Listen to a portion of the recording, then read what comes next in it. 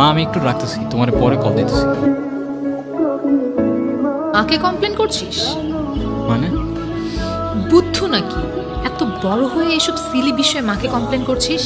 তোর ন্যাকামি শেষ হলে চল এবার তোর বন্ধু বান্ধব বানানোর ব্যবস্থা কর। বাই দ্য ওয়ে, কে তুই? আমি মানুষ, তুই?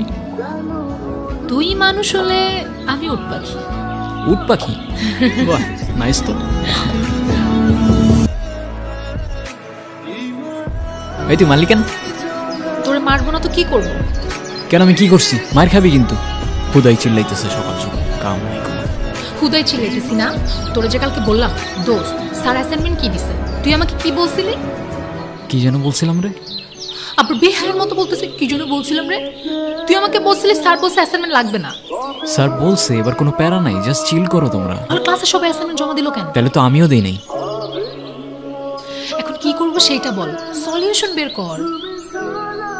দাঁড়া একটু ভেবে নি।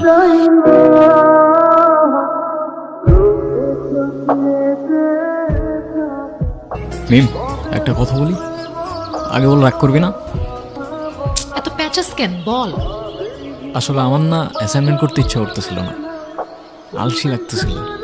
তাই ভাবলাম যে একা একা স্যাররে বলার থেকে তোরে সাথে নিয়ে বলি, যে আমরা দুইজন